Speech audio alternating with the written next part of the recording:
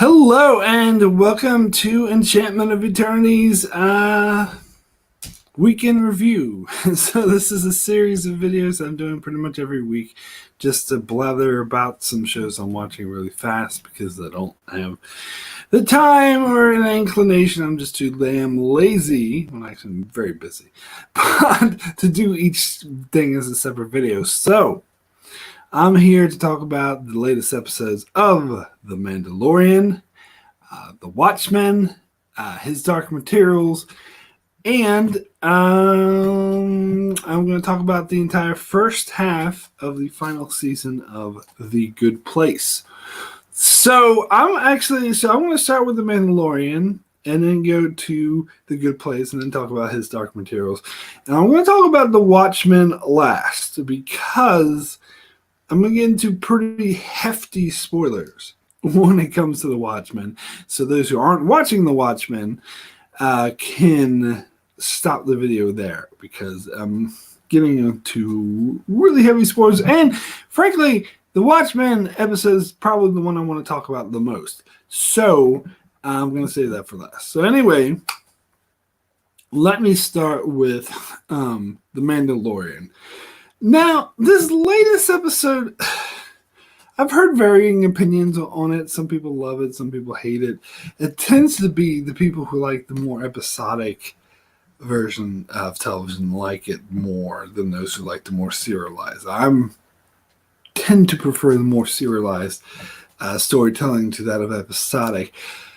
So I didn't think it probably would say it is the weakest episode of the show so far. It's a very cliche story that's been done a billion times before. It's becoming Mandalorian's made it very obvious that it's trying to be a Western. Like with the music they have is very Western-esque, and they tend to the desert and stuff. So the first 3 episodes, you definitely saw very strong themes of it being a Western, and this episode was just over the top. And this is like a very stereotypical Western where there's 2 outlaws and they go in the village, and the village is being terrorized by bandits, and the outlaws have a heart of gold, so they decide to help the village even though they're too poor to really pay for it. And so the loners end up helping save the village from the evil bandits. I mean, we've seen this storyline like a billion times before. The one that came to my mind the most was actually an episode of Star Trek Enterprise, and probably because I've seen Enterprise most recently. It was this episode where these Klingons was terrorizing this colony that had dilithium mining or whatever, and Archer and crew helped the helpless colony fight off the evil Klingons. But I talked about in that episode how it didn't really work because in that particular episode they didn't kill the Klingons. They just hurt them and fucked them up. In that case, the Klingons would have came back with friends and killed them all, and would just destroy the whole colony from orbit out of spite. So this episode at least makes more sense than that because they didn't just fight them off; they killed them. Which, I'm sorry, it sounds ruthless or whatever, but that's the only really effective way. Now, they didn't kill them all, but they killed enough of them and destroyed their shit that they won't come back and fuck with them. So this was at least better than that. But being better than the second season of Enterprise is not a very high bar, I can tell you that much right now. Anyway, Jerome's in the chat saying, I'm liking The Mandalorian so far, but there's nothing about it that's really hooking me yet. It's only 4 episodes in, so we'll see. And I agree, the episode was pretty much by the numbers. Absolutely. Yeah, I agree with that. I think I'm liking it so far, but it has yet to really hook me. And some people say that we don't really have a handle on the Mandalorian's character, but I get a sense that we won't, because it's sort of modeling itself, as we said, about I can't remember what the hell they call it, the Man with No Name trilogy, the Clint Eastwood films, where we never really, in other Westerns of that ilk, where we don't really get a huge handle on the character other than he's a loner who's with a heart of gold, who tries to hide it under this rough exterior. I think that's all we're going to get because a lot of the things is modeling off of, but you tend to be that's all we get. And I'm fine with that, but I hope they go somewhere with the story with Baby Yoda and it becomes more exciting and they take it on more of a big adventure, a huge conclusion, and they start to get into what's going on rather than this by the numbers episodic. A lot of other people bringing up the A-Team. I never watched that show in my life, or if I did, I was way too young to remember it. Apparently, they said it was basically like every episode of the A-Team was like this. Never watched the show, so I couldn't tell you. But hopefully, they get beyond that and get back more to the main deal of what's going on. That being said, I didn't think it was a terrible episode. I didn't think it was the worst thing ever. It was entertaining enough. I did like the character they introduced of the former rebellion fighter, and I hope to see her again. It was okay. He's hiding. He has to find a place to hide or whatever. I don't know. It was passable. Anyway, Jerron's in the chat saying, I think I get a good sense of Mando's personality, and to be honest, I'm impressed that they've been able to give him enough emotional depth considering we've never seen his face. That is very true. I think they have done a good job with playing off of making him very emotional and in depth, even though we can't see his face, much like Dredd. Carl Urban in the movie Dredd, which is an amazing movie. Don't get confused with that Sylvester Stallone crap. Anyway, let me now move on to The Good Place. This is a show I've been watching for a while. I have some friends in New Zealand who love the show to death. We used to get into arguments over it because I have a lot of issues with it. I like it enough to keep watching, and it's definitely a funny show. And this is kind of the thing I brought up with the Orville. I give The Good Place a pass on how silly and ridiculous it is because it's a comedy. Like with the Orville, I did when it was a comedy. When it stopped being a comedy, I stopped giving it a pass. But because I'm a bit more lenient when things being like a bit ridiculous and over the top if it's a comedy. But yeah, it's definitely gotten to the point where they're running out of storylines because they definitely getting into some slight spoilers for The Good Place. If you've never seen it, I'm going to spoil it for you because it's pretty essential. It's pretty essential that the Good Place, and this is a spoiler for season 1, is actually the bad place. And of course it spiraled on from there, and it got a bit ridiculous and out of control to the point where they're saying all humans who die go to the bad place now because the world's so interconnected because of modern technology. And for damn sure that's not what they had originally planned. So it's really gone off the rockers as far as the plot goes. So I basically watch it now for the humor, for the comedy, and for the character interactions, because even though it is a comedy, it can have some serious moments, some character interactions that are fun. I just, the stuff that happens, like, the demons impersonating, they have to build this village that's held up by the janits, and they have to teach these 4 humans to be good in order to save all humanity. They have this judge who talks about rebooting Alan McBeal. I mean, it's over the top. It is too ridiculous. I can't take it seriously, but I don't. And if I don't, I love it. Not love it, but I enjoy it. I think it's very funny. So I think this is last season, but I am glad that this is the last season, to be clear, because it's very clear they're running out of storylines. And frankly, they're kind of keeping it afloat like when the story probably should have ended a while ago. But, it's still fairly decent, but yeah, I'm glad they're at least ending it. So I watched the first half of this final season. It was pretty interesting, and I'm very interested to see the second half, which I think starts in January, putting everything back till January. Yeah, they left it on sort of a cliffhanger. So it's fun as always, and they're interesting characters like Janet, so I'll keep watching. Anyway, let me move on to His Dark Materials. Now, his Dark Materials. So I just finished watching the episode just now that just came out, and I think I'm starting to get hooked. I'm not fully hooked yet, but I'm definitely more engaged in it than I was before. There's only 3 episodes left. So they only have 3 episodes to wow me. So hopefully the season ends on a high note. But I will say I'm definitely more engaged than I was before. And this was actually quite an emotional episode. I thought it was a really effective one. I don't know if I'd say it's my favorite one so far.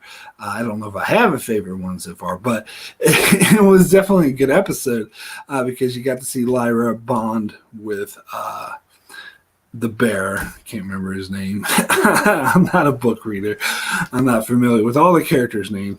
And that was cool. And it was a really emotional when they found Billy Costa. And he basically died because they were separated from the demon.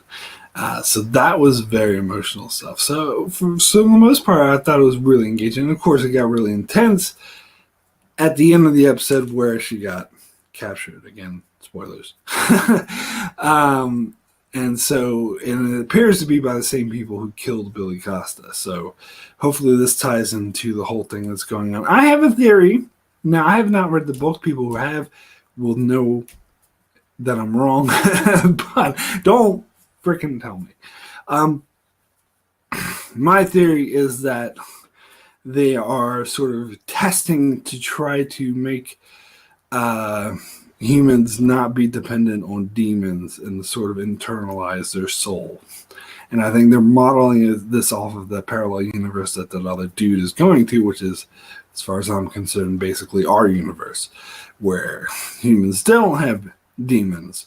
That's just my theory. I'm probably totally wrong, and people who've read the books are like snickering at me.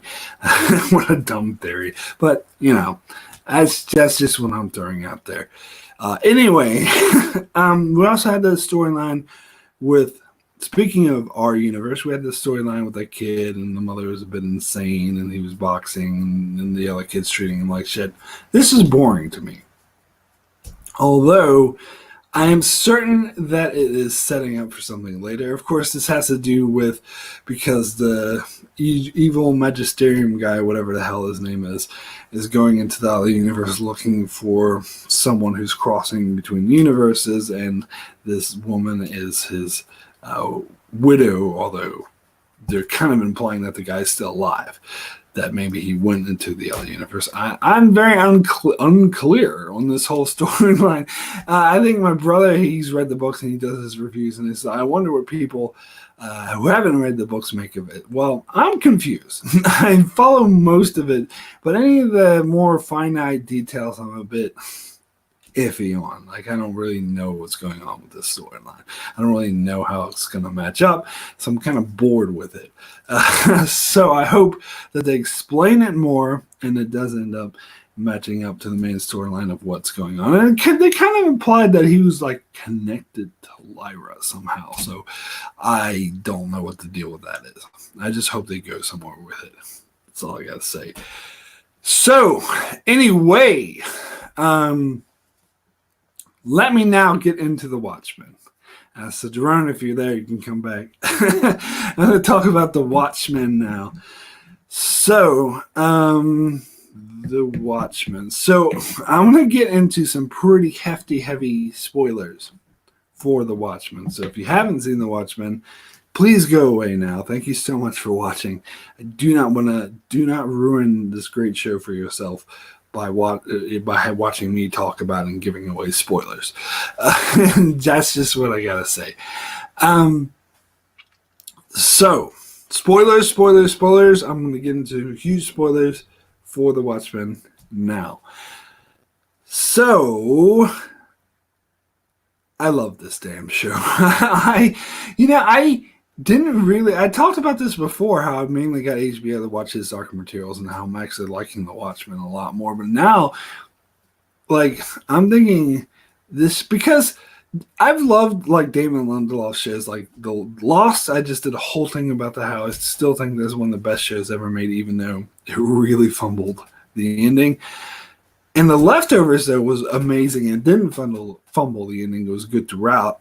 And when I heard Damon Lindelof was doing The Watchmen, I was not that interested because I'm not interested in The Watchmen. I hated that Zack Snyder movie, but that's probably has more to do with Zack Snyder.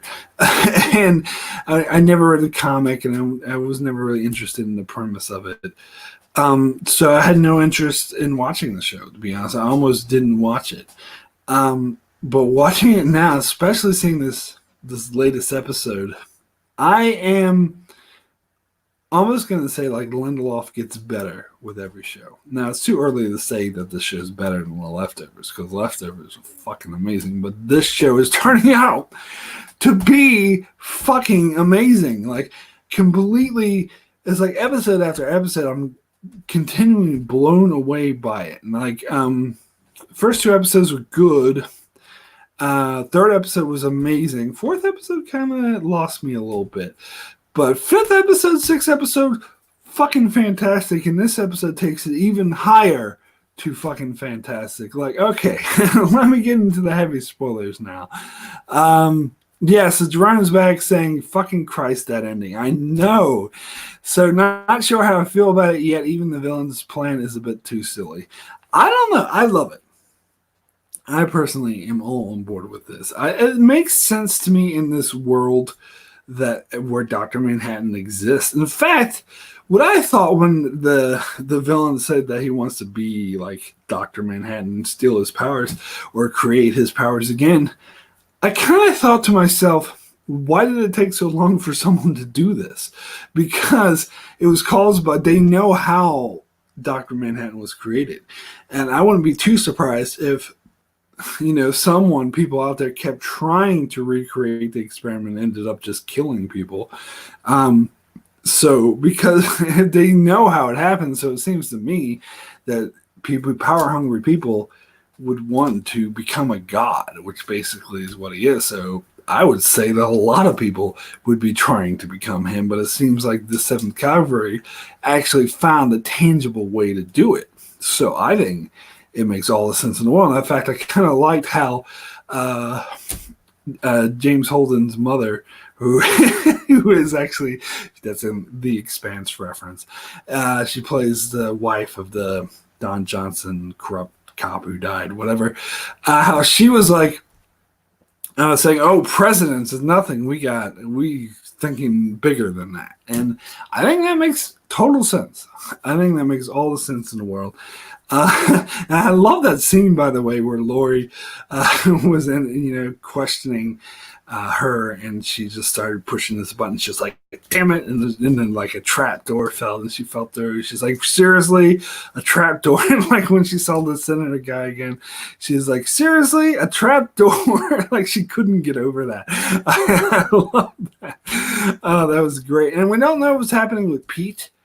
Because he was, we did finally find out what happened to Looking Glass, that he survived, although we don't know his current whereabouts. And it's funny because Pete was waiting for her, so we don't know what he's doing in the meantime. There's a lot of speculation that Pete, I think his name is Pete, her partner. There's a lot of speculation that he's Lube Man, which that was such a weird thing that hasn't been like touched on at all anymore. Like, in episode 4, they just saw this weird guy, this weird suit, doused himself on lube and slid into the gutter. Like, that's the weirdest fucking thing ever. So I hope they follow up on that.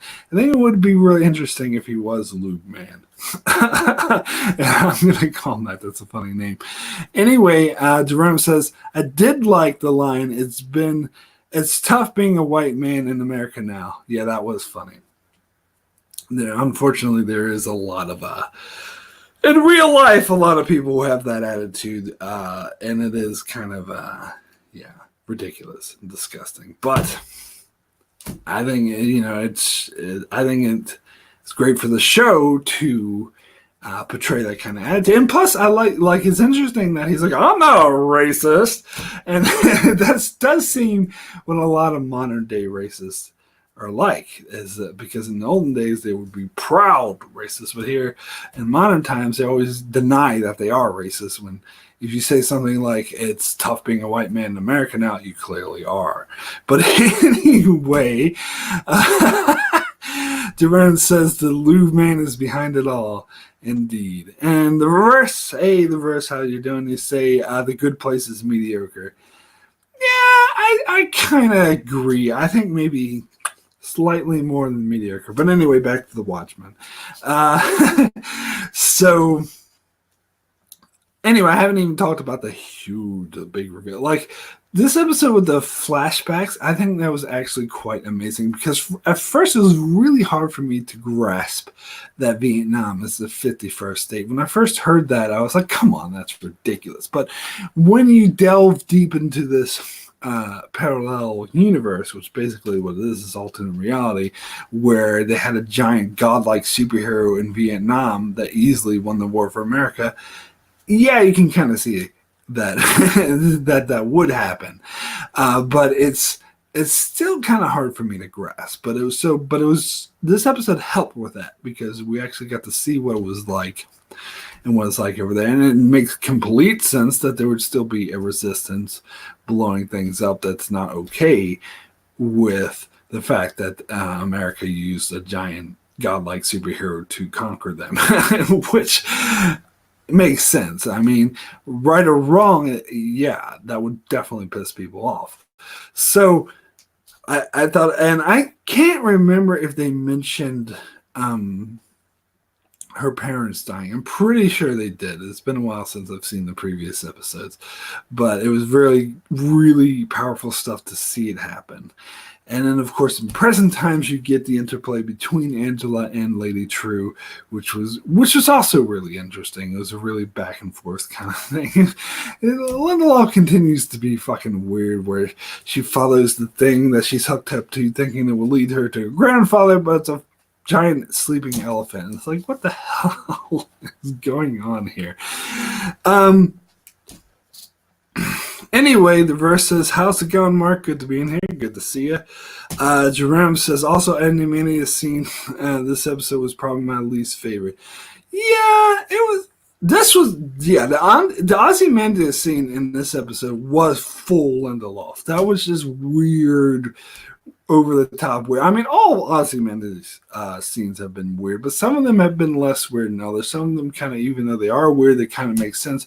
But this was just ridiculous. I mean, the judge, like the whole thing, guilty, guilty, guilty, and the judge getting a peg and being like, what's that you say? Guilty. Like, come on now.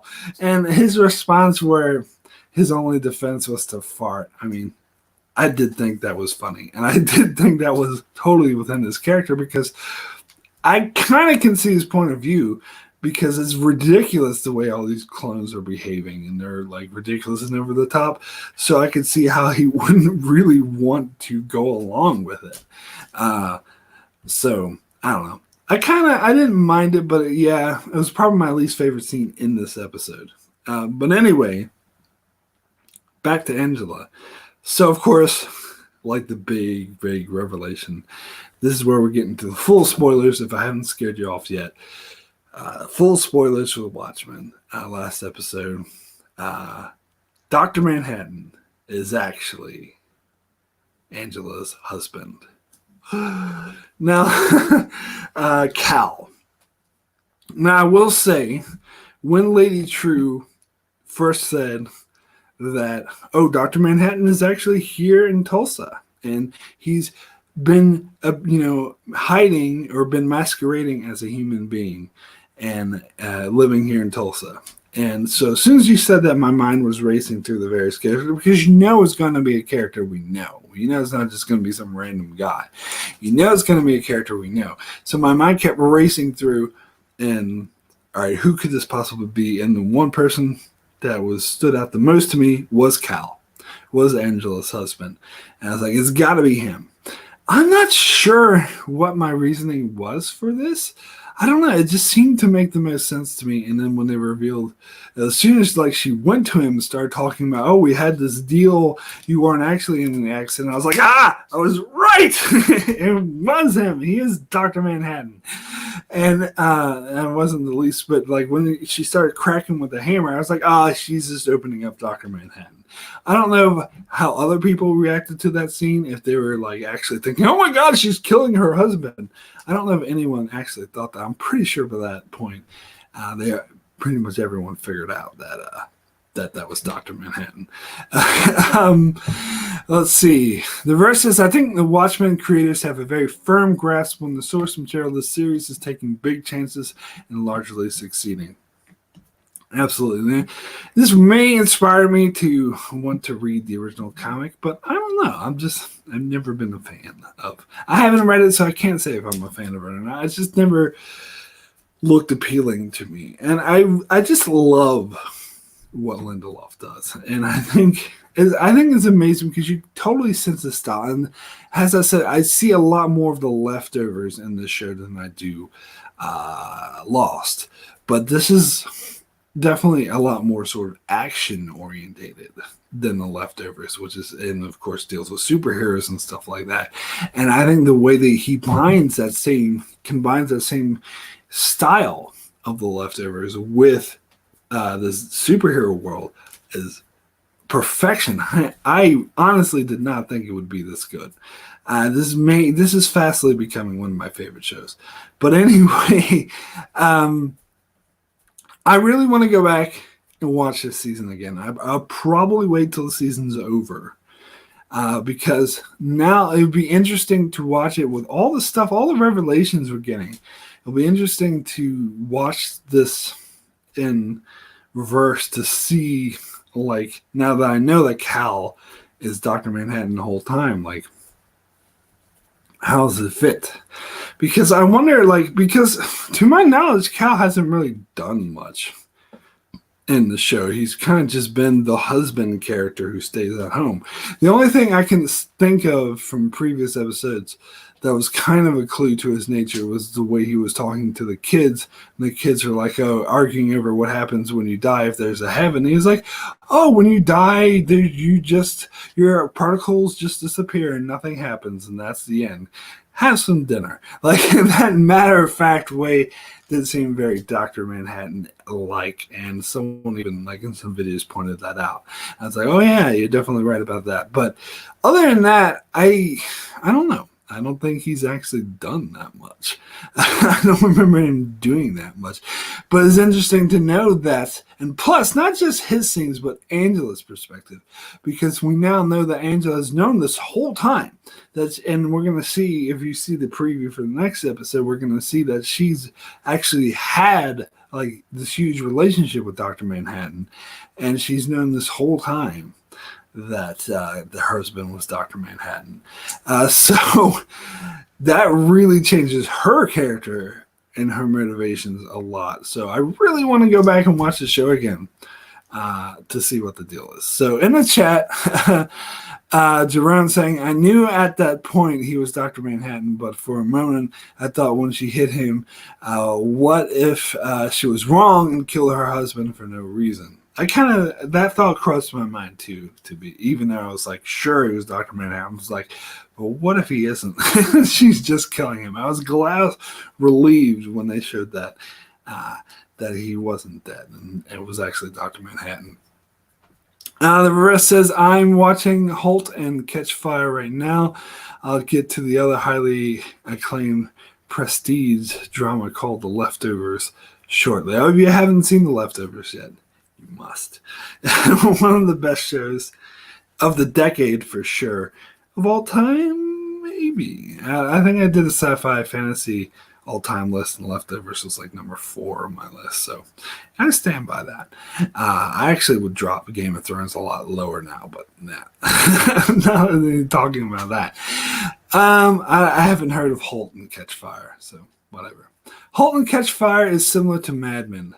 Sounds like The Leftovers is surreal like this show. Yeah, it is rather surreal, particularly the later seasons, which I loved even more. I'm not a fan of Mad Men. I gotta be honest with you. I did find that show bit boring. I got into it like season 3 and 4, but then after it totally lost me. I got completely bored with it and stopped watching. I was planning on one day maybe doing a video about all the shows that I stopped watching because they lost me, like Mad Men, The Wire. I never saw the last season of The Wire because I thought that show was a bit boring too. Walking Dead for sure. Freaking The 100. I just gave up. My brother even keeps watching that show. They're just repeating the same shit over and over again. I'm just tired of it. And there's some other shows that I just gave up on. But anyway, back to the Watchmen. It looks like that next week's episode, and again, if you're, I don't want to know about the trailer for next week, then go away. But anyway, next week's episode, I think it looks like from the preview that this is going to be take place entirely in the past and explore Angela's relationship with Dr. Manhattan, which I wouldn't mind. And The Leftovers did something similar too, because in their first season they had episode 8 where they ended with a bunch of cliffhangers like this episode did. But then they had episode 9 that took place entirely in the past, and then episode 10 they resolved the cliffhanger. So I wouldn't be surprised if they pull, because they are like pulling a very similar format to The Leftovers with like focusing on different characters. So I wouldn't be surprised if they pulled the same format where episode 9 is just entirely taking place in the past.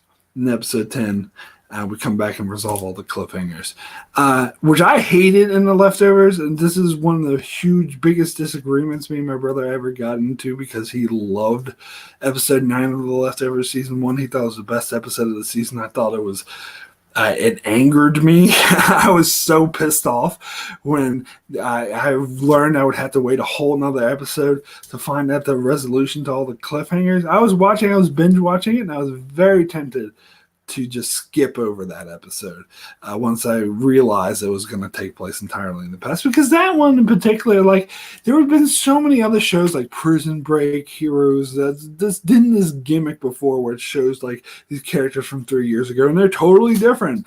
Like, so it didn't, like, my brother and some other people, podcasters, were so wowed by, oh my God, I can't believe this character's acting like this. And I'm like, of course it is, because I've seen this gimmick like 5 times before. I don't need to see this gimmick again. I want to see the resolutions to the damn cliffhangers.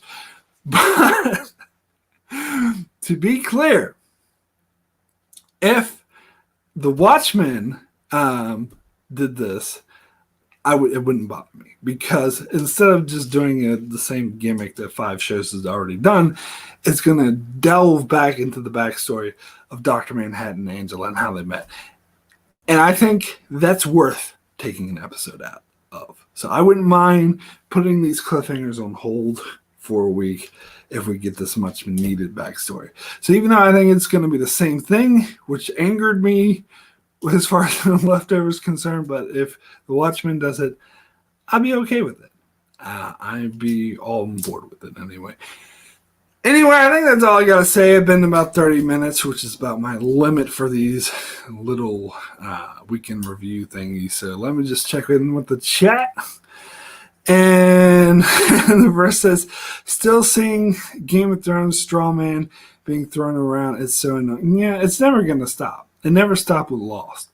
People did the same thing with, and they're still doing this, like, 10, 12 years? Now, how long has it been? 9 years. It's been 9 years since the Lost finale. People are still throwing out that straw man about, well, you can't make everyone happy. It was actually quite good, even though the majority clearly say it sucks. And so they're never going to stop with Game of Thrones. They're going to do the same shit. I've just tuned out. I lost all interest in Game of Thrones. My only, like, one sort of nugget of hope was the long night show, but that's been scrapped, so fuck it. Like they had this Targaryen thing, but I don't know, I kind of lost all interest in those last 2 seasons, particularly the last one, particularly episode 5 of the last one, just totally destroyed my interest in that show. I almost want to change my opening screen because it still has all those Game of Thrones characters where I basically want nothing to do with Game of Thrones anymore, even though I was basically on YouTube known as the Game of Thrones guy.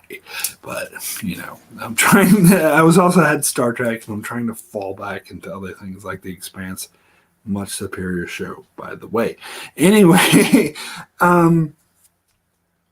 Reverse says, I'm not a fan of Mad Men either, but I found Holt and Catchfire much more engaging and the characters more interesting. Okay, maybe I'll have to look into those shows when I have some freaking spare time, which I certainly don't at the moment. But I've never heard of these shows before. And Jerome says, Manhattan feels so unsettling in the preview, just the way how detached he is from humanity. Definitely a bit different take on the character compared to the film. That's how I remembered him from the film. I remember him very detached from humanity, but it's been forever since I've seen that film, so maybe I'm remembering it wrong. I don't know. Anyway, I think that's all I got to say for this, as I said, weekend review. Gone about 35 minutes about my max. I'm maxed out. So I'll probably be back next week to talk about next episode of The Watchmen and all that good stuff. So be sure to check that out. Check out my channel for my Mr. Robot coverage, Expanse coverage. I'm doing my top 10 favorite and least favorite episodes of both Lost and Star Trek Enterprise in the coming weeks. So keep an eye out for that. And I'll see you guys next time.